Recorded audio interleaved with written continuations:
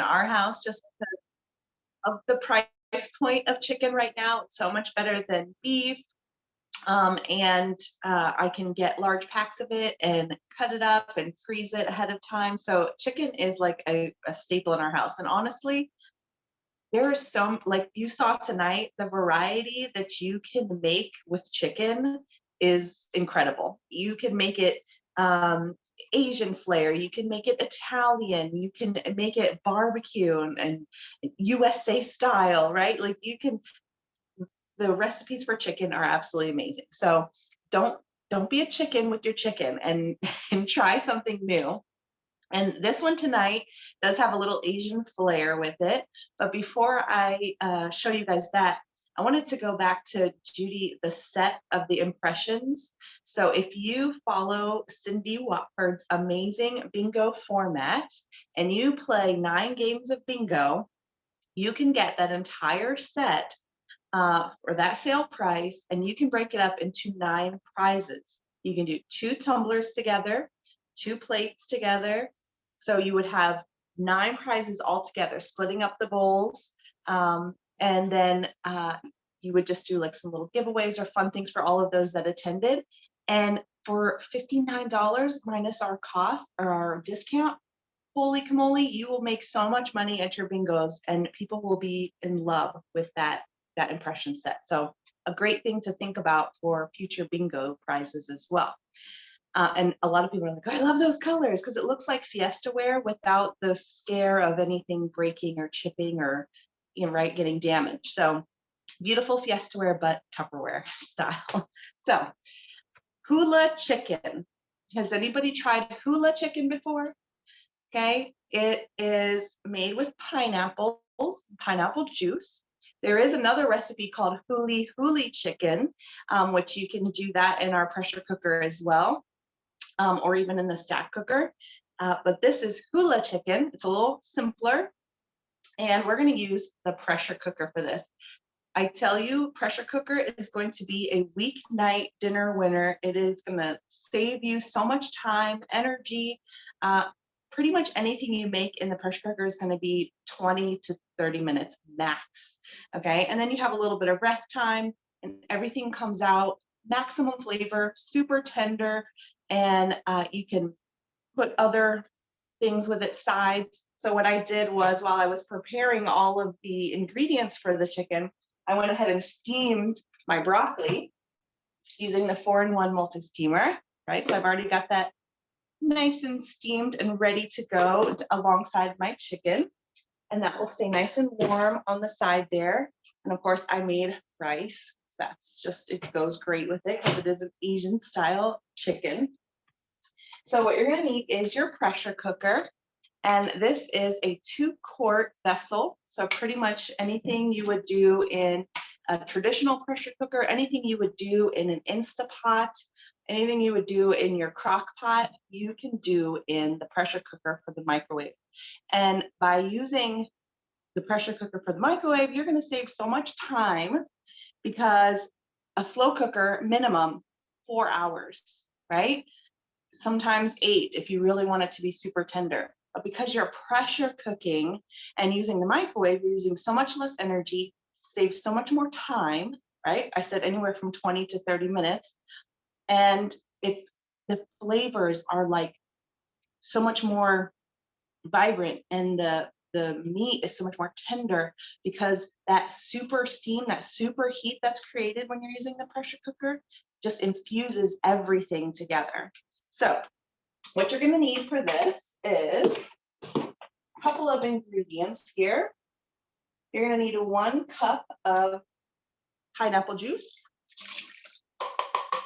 And if that's that time of year, if you're starting to get like a little tickle or your throat feels sore, pineapple juice has lots of enzymes in it, and it's a great like preemptive to sore throat. So drink pineapple juice. Then you're going to need a 1/3 cup of soy sauce. You're going to need 1 tablespoon of rice wine vinegar. I keep that on hand because we make sushi at home, so we always have rice wine vinegar.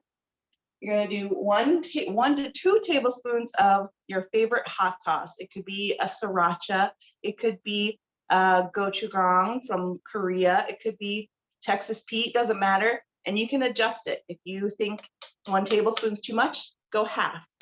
You can always add more later, but the heat is gonna give it that flavor, okay? Then you're gonna need half a cup of ketchup, and I'm gonna use our amazing spatula for this. Ketchup, just like in barbecue sauce and in a lot of Asian cooking, you would be surprised, they use ketchup for that umami flavor, right? Soy sauce has it and ketchup has it, but you're getting that tomato base alongside that umami flavor. And our spatula is great for our measuring cups because it has a curved side and a pointed side. So you're gonna get every last bit out of your measuring cup. Then you're going to need a 1/3 cup of brown sugar. And I pulled out my modular mate. This is a rectangle 1. And I usually keep 1 to 2 pounds of brown sugar in here. And if you can see, my brown sugar is completely soft and lovely because I have it in a liquid tight, airtight modular mate. So if I could recommend 2 pieces of Tupperware to you for your pantry, get a rectangular 1 for your brown sugar and get an oval 1 for your baking soda, okay? If you don't get any other modular mates for your entire life, at least get those 2 things and you will save so much frustration and have amazing brown sugar and fresh baking soda for all your baking needs all the time. And then another little hack I like to use so that I'm not putting my hands or have to get a spoon or something like that, I just use 2 measuring cups. So I need a 1/3 of a cup. So I'm gonna take the next level down, which is a 1/4 cup. And I'm gonna use the 1/4 cup to scoop into my 1/3 cup. And I'm gonna use the back of the measuring cup, because usually with brown sugar, you need packed brown sugar, right? Because of the molasses, it makes it very fluffy. So you need to get an accurate measurement, and that requires you to pack it. So I just use the back of my measuring cup and scrape off. So I know I have that accurate brown sugar. And the brown sugar is going to create that glossy kind of Chinese food glaze that you would expect from an Asian dish. So brown sugar is a very important ingredient here. All right. Then we're going to need 2 cloves of garlic. Okay, of course, all kinds of cooking, garlic is like the magical ingredient, right? It makes everything taste good. And I wanted to show you guys my favorite gadget. We use a lot of garlic in Asian cooking and in Italian cooking too. So this is our garlic press. Okay, so this will mince your garlic for you. But if you're like, oh, I hate using fresh garlic, sorry, my fridge. I hate using fresh garlic because I hate peeling it. It takes too long. So I just get that jar of minced up stuff. And no, do not buy that stuff. It's terrible, okay? Get fresh garlic and use this gadget. It's going to save you so much time. So there's this little section right here.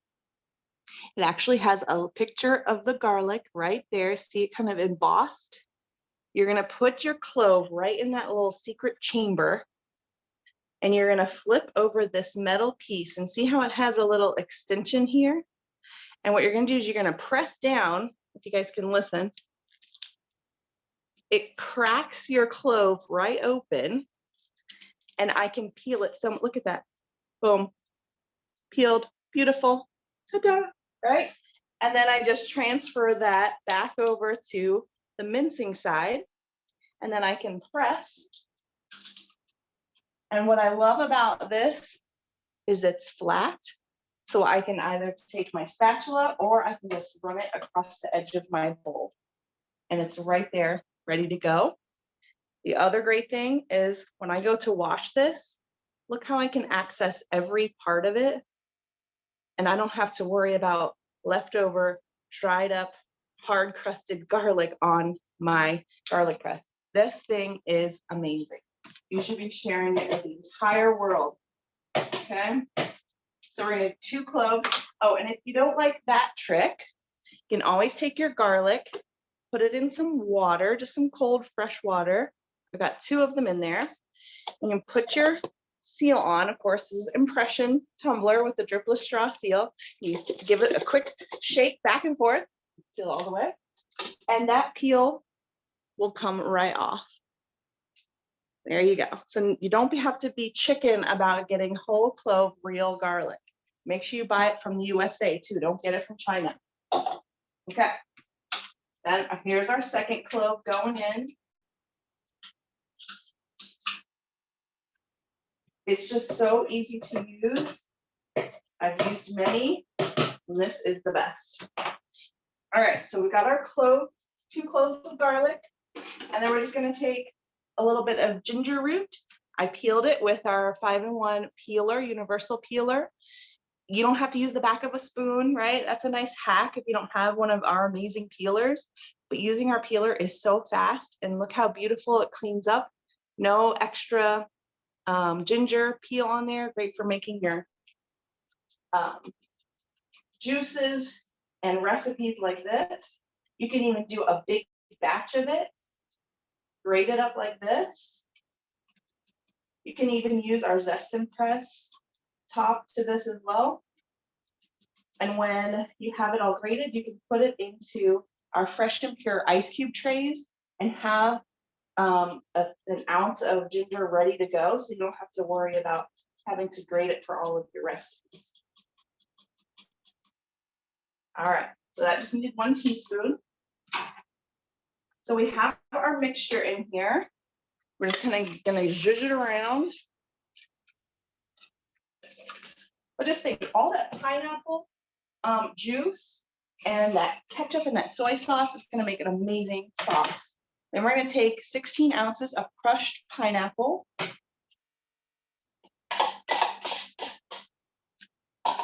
And then 2 pounds of chicken breast. You could do chicken thigh, and just make sure it's boneless because we want to make sure it cooks evenly throughout the whole dish.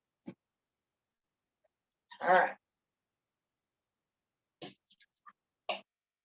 So now I'm just going to make sure that my chicken breasts get covered in all of this beautiful mixture and make sure that it gets submerged by the liquid. Oh my gosh, this smells amazing. Then we're going to make sure that all of our little doodads are ready to go. So you want to make sure that your indicator is free and clear. It moves up and down nicely, and your seal is flush. Same thing over here. You want to make sure this is nice and flush and clear and closed. And then your locking mechanism, you want to make sure that you have your gasket here. Otherwise, it's not going to build up pressure. Okay, lesson learned. I'm telling you guys. All right, and then you're going to take your arrows and you're going to line them up with the arrows of the handle. So it's going to sit down on it, and you're going to twist and lock it, and then secure that twist by putting that clip down so it won't untwist while it's in the microwave, right? That's what that little clip's for. We're going to pop this in 20 minutes, and there is done. And it's walk away cooking.